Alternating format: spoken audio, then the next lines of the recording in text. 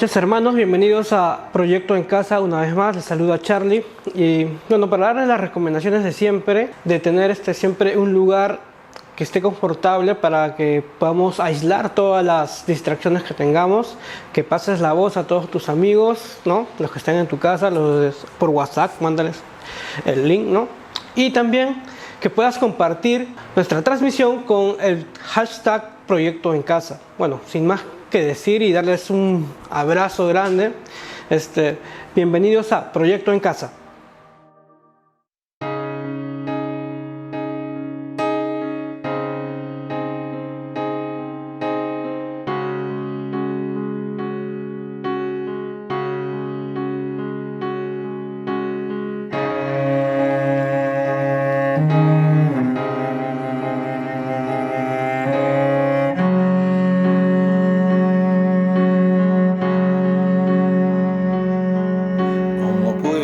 Ser que el bueno y justo se hizo hombre y fuera a morir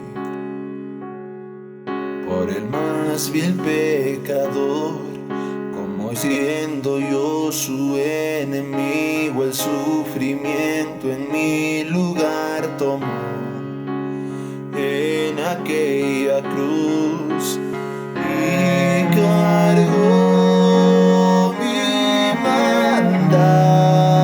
sobre él. Su rectitud por la fe mía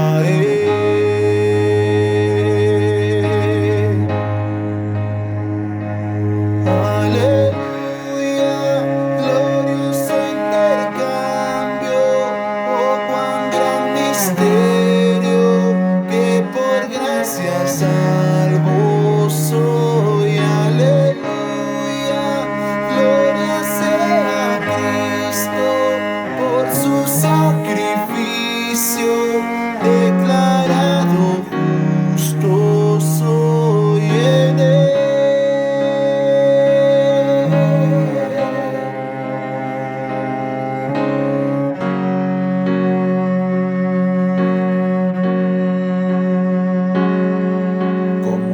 Es posible que en Jesús, como a su Hijo, Él me recibió y su nombre llevo hoy, su perfecta vida de obediencia al Padre al yo creer Él me otorgó y perdón me dio, pues cargó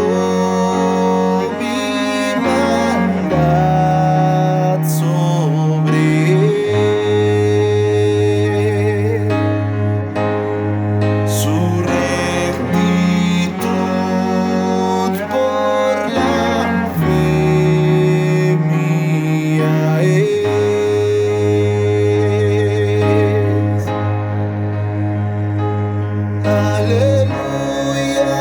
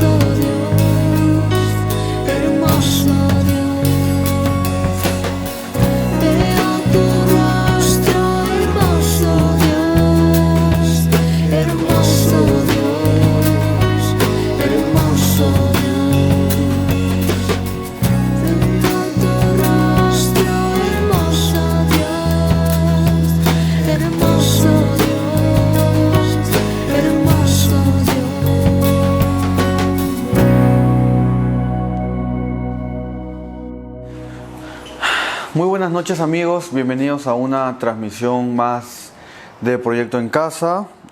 Como siempre les digo, cada semana es una alegría que nos podamos juntar aquí para poder compartir, reflexionar, cantar juntos y buscar a Dios y seguir siendo iglesia en medio de esta todavía pandemia que ha traído tanto estrago en el planeta entero, ¿no? Y qué alegría de que en medio de estas situaciones nos mantengamos firmes, nos mantengamos perseverando y utilicemos estas tecnologías para seguir juntos y seguir comunicándonos y seguir siendo iglesia, ¿no? Ya estamos orando mucho por la próxima reapertura de reuniones presenciales. Hemos conversado de que para nosotros, cuando llegue ese momento, y bueno, y en este momento también de soñar, de planificar, lo sentimos como que Dios nos está llevando a un nuevo comienzo. Así que qué lindo tiempo de poder soñar, de poder pensar, de poder prepararnos, de poder imaginar y juntos y estar expectantes de lo que Dios tiene para hacer con nosotros, en nosotros y a través de nosotros. Bueno, amigos, hace algunas semanas comenzamos esta nueva serie de reflexiones que se llama Cualidades de un discípulo. Hablamos de que Dios no quiere que nosotros seamos solamente sus seguidores, no quiere que seamos solamente parte de esa multitud que lo seguía a todos lados, pero que cuando las papas quemaban no estaban ahí, o que serán solamente receptores de las bendiciones de Dios, de escuchar un mensaje, de ser desafiado, animado y luego seguir con tu vida como si nada pasara. Dios quiere que nosotros seamos discípulos. Y en esta serie de reflexiones, cada semana estamos reflexionando sobre cualidades que debería tener un discípulo. La primera semana dijimos que un discípulo tiene que ser apasionadamente comprometido con Jesús, ¿no? En Lucas 14 dice: como grandes multitudes lo seguían, Jesús se volvió a ellos y les dijo: si alguno viene a mí y no renuncia a su padre, ni a su mujer, ni a sus hijos, ni a sus hermanos y hermanas, ni siquiera a su propia vida, no puede ser mi discípulo. El que no toma su cruz y me sigue no puede ser mi discípulo, ¿no? Vimos de que en nuestra vida Jesús tiene que ser el centro. Nosotros como cristianos entendemos que nuestra vida ya no gira en torno a nosotros, que nuestros trabajos, nuestras profesiones, nuestros sueños, nuestros anhelos ya no giran en torno a nosotros, sino giran en torno a Dios, a Jesús, a Cristo, a su obra, al Evangelio. Y eso realmente se tiene que trabajar, tenemos que aprender, tenemos que vivir de esa manera, ¿no? De que realmente ser discípulo implica renunciar incluso a nuestras propias vidas. Luego, la siguiente semana, hablamos de que un discípulo tiene un amor extraordinario por las personas, ¿no? En Juan dice: un mandamiento nuevo les doy, que se amen unos a otros como yo los he amado. Ustedes también deben amarse los unos a los otros. En esto conocerán que son mis discípulos. Pocas veces Jesús nos dice: haz esto para que la gente crea, ¿no? Si haces esto, la gente va a creer. Y aquí está diciendo que si nos amamos, la gente va a creer que realmente somos sus discípulos, ¿no? Un cristiano que dice ser discípulo y no ama, el que no ama no ha conocido a Dios, dice la Biblia. Entonces tenemos que amar más, amar de esa manera sacrificial, como Cristo nos amó, amar más allá de lo que el mundo está acostumbrado a ver. Yo siempre digo: ¿qué persona no quisiera ser parte de una comunidad de gente que se ama, que se ayuda, que se cuida, que son como una familia, que son honestos entre ellos, que se perdonan en amor, que se corrigen en amor, que se animan en amor, que cuando alguien está afligido, desanimado, vamos e intentamos animarlos? A veces ni siquiera sabemos qué decir, pero estamos ahí. ¿Qué persona no quiere ser parte de una comunidad así, ¿no? También hablamos de que el discípulo tiene que tener corazón de siervo. Leímos el pasaje de la petición de Santiago de Juan, los hijos de Zebedeo, ¿no? Que la mamá de los hijos de Zebedeo le dice a Jesús: Jesús, pide que uno se siente a tu derecha y el otro se siente a tu izquierda. Y Jesús, yo creo que le respondió medio con dolor y le dice: entre ustedes no debe ser así, los gobernantes se enseñorean, ¿no? Ejercen autoridad, pero entre ustedes no debe ser así, sino que el que quiera ser grande tiene que ser el menor, ¿no? Así como el Hijo del Hombre vino para servir y para dar su vida en rescate por muchos, dice la Escritura. Entonces realmente alguien que es discípulo de Jesús debería tener un corazón de siervo, ¿no? Debería aprender a servir, aprender a desarrollar las cualidades de alguien que realmente vive una vida sirviendo, y no solo en el contexto de nuestras iglesias locales, sino sirviendo en nuestras familias, en nuestras casas, a nuestros compañeros de trabajo, universidad, en nuestra sociedad. Hoy en día hay muchos lugares que reciben voluntarios para hacer ayuda, para visitar personas. Cuando uno va, no sé, al Seguro Social, siempre ve el periódico mural donde dice se necesitan voluntarios. ¿Para qué? Para ayudar a las personas ancianas, para ayudar a sus familiares y para muchas cosas. Entonces, oportunidades para servir hay muchas. Así que, amigos, seamos esos discípulos siervos que siempre están dispuestos a dar esa milla extra. Hay mucho para hacer.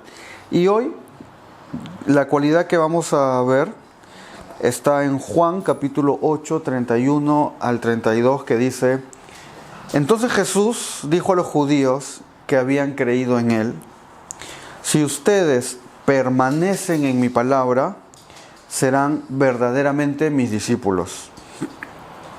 Y conocerán la verdad, y la verdad los hará libres. Es un pasaje bastante conocido. Y podemos decir de que un discípulo permanece en su palabra. Y ahora nos podríamos preguntar, ¿qué significa permanecer en la palabra?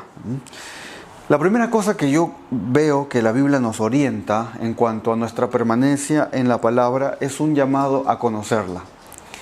Y conocerla a profundidad. La Biblia nos llama muchas veces a escudriñarla, ¿no?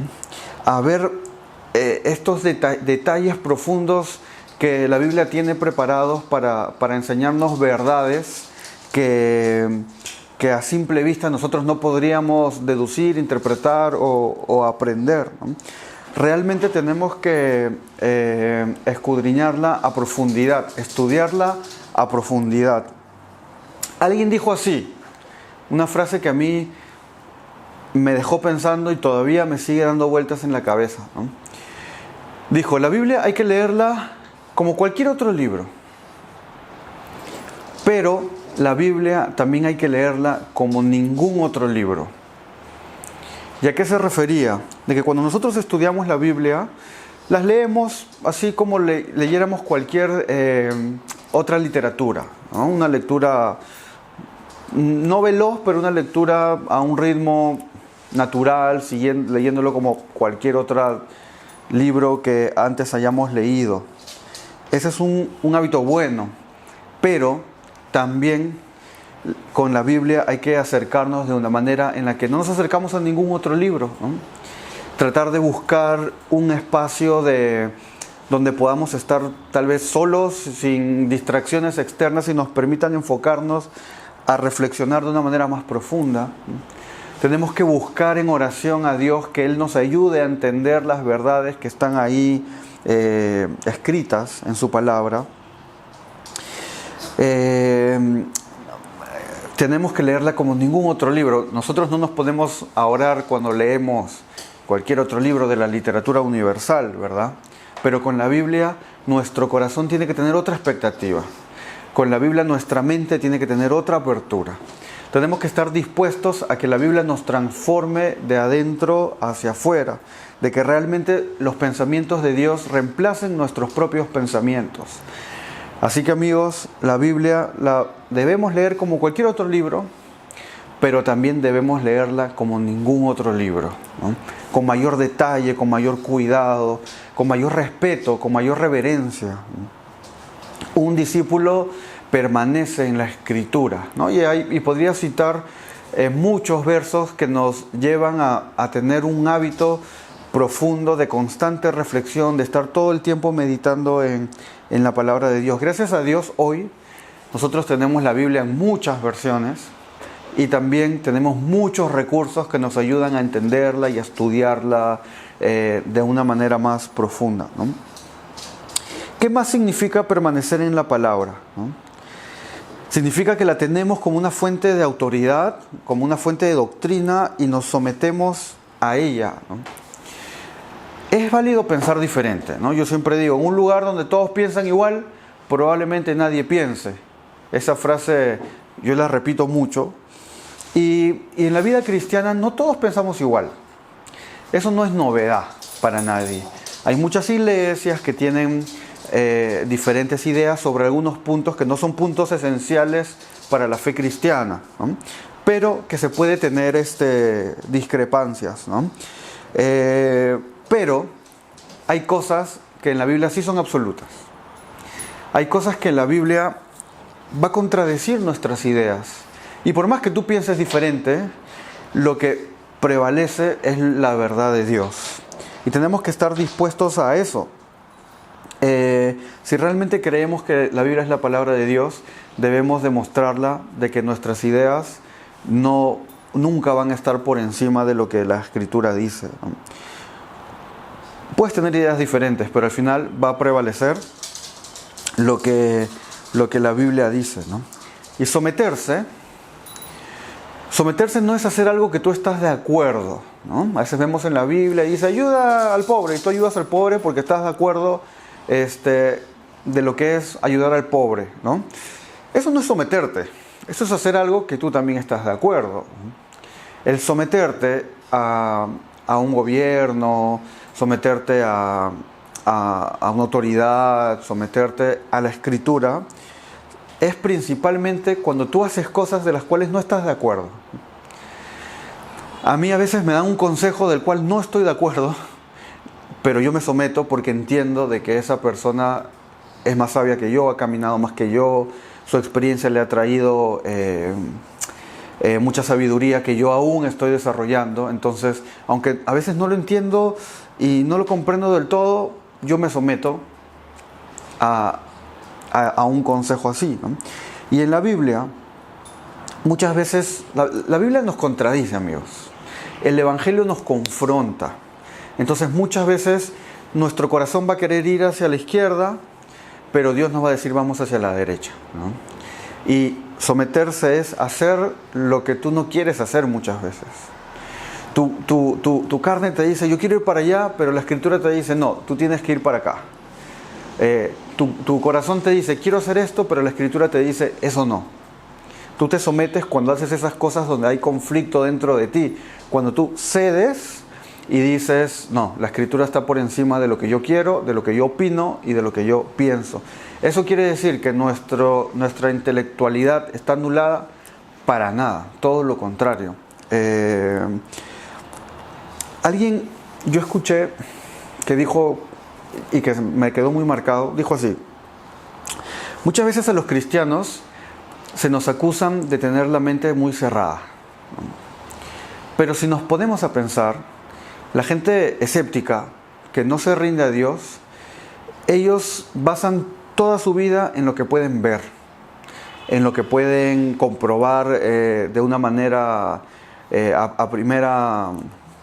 primera mano, ¿no? Que pueden comprobar de una manera muy palpable, muy básica, muy elemental, ¿no? Nosotros los cristianos, todo por el contrario, decimos hay más de lo que vemos, hay más de lo que podemos ver, percibir con nuestros 5 sentidos. Hay más de lo que puedes probar en un laboratorio. Y yo creo que para creer eso hay que tener la mente abierta, amigos. Así que nosotros los cristianos estamos llamados realmente a estar dispuestos a que nuestros pensamientos cambien y sean reemplazados por los pensamientos de Dios. Y eso es tener la mente abierta, ¿no? Alguien que vive en la palabra no solamente la conoce de manera intelectual. Tú puedes tener un conocimiento correcto de Dios, lo que se conoce como la ortodoxia, ¿no? Un pensamiento correcto. Tú puedes tener una doctrina muy bíblica, muy estudiada, muy profunda. Puedes ser un maestro de la Escritura, pero eso no necesariamente es andar en la palabra. ¿Por qué? Porque aparte de tener una ortodoxia correcta, también tenemos que tener una ortopraxis. No sé si han escuchado esa palabra. La ortopraxis es la práctica correcta, la vida correcta. Entonces, andar en la palabra tiene mucho que ver con tener una ortodoxia y también una ortopraxis. Un pensamiento correcto acerca de lo que dice la Escritura y una práctica correcta de lo que dice la Escritura. Tenemos que vivir lo que creemos. No basta con creerlo. Y aquí algunos podrán decir de que Ahí estamos entrando al debate de las obras, ¿no? De la fe y las obras. Nuestras obras no nos salvan, amigos.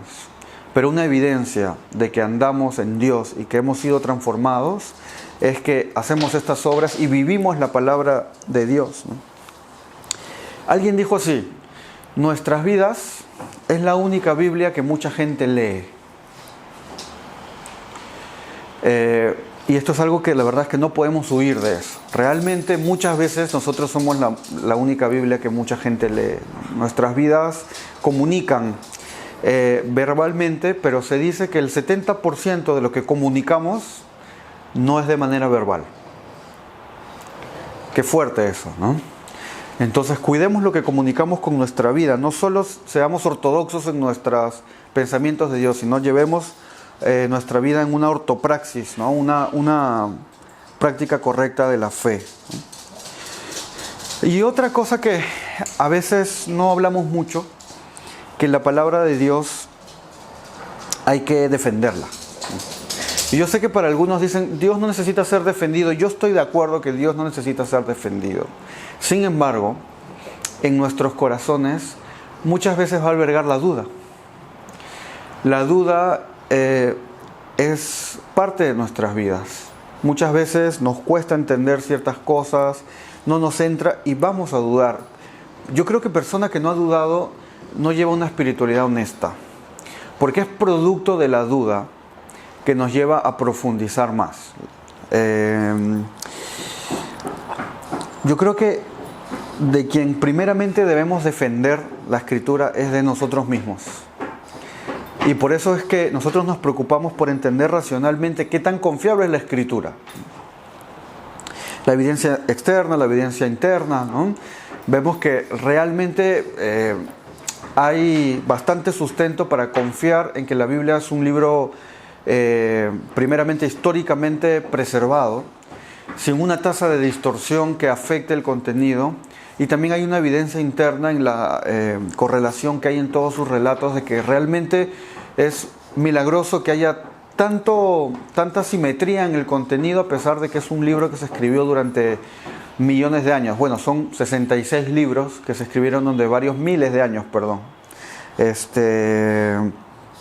Así que, amigos, necesitamos andar en la Escritura, necesitamos conocerla, y no solo conocerla, conocer la profundidad. Necesitamos tenerla en alta estima como fuente de autoridad, como fuente del conocimiento de Dios. Tenemos que someternos a ella, tenemos que vivir sus principios, tenemos que tener una buena ortodoxia y una buena ortopraxis, tenemos que defenderla y también tenemos que proclamarla, amigos. La Escritura y el Evangelio de Dios es algo que, si bien nuestras vidas están comunicando, nosotros tenemos que expresar verbalmente cosas, doctrinas, enseñanzas que se necesitan ser verbalizadas para poder entenderlas. Y eso, amigos, también nos lleva a estar agradecidos por el privilegio que tenemos de poder tener tantos recursos y tantas Biblias en nuestro idioma. Hay un video que lo voy a dejar aquí en los comentarios de esta transmisión, que en algún momento ya lo mostré, y la mayoría de los que asisten a Proyecto Eclesiastés lo han visto, sobre la tribu Ginyal en Indonesia, y cómo esta tribu recibe la Biblia por primera vez, traducida en su idioma. Y vemos cómo el pueblo se alegra y celebra porque por primera vez van a poder leer la Escritura en su propia lengua. Y nosotros, que tenemos tantas versiones, tantas traducciones, tantos recursos, a veces no vivimos con esa gratitud a Dios, porque Él en su soberanía decidió en qué lenguas pondría su palabra en esta era, y nos escogió a nosotros para ser portadores de su mensaje.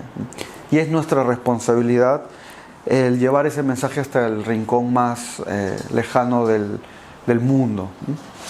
Así que, amigos, eso era lo que yo quería compartirles el día de hoy, cualidades de un discípulo. Y nada, nos vemos luego, y ahora los dejo con Luigi y la recomendación del libro de la semana.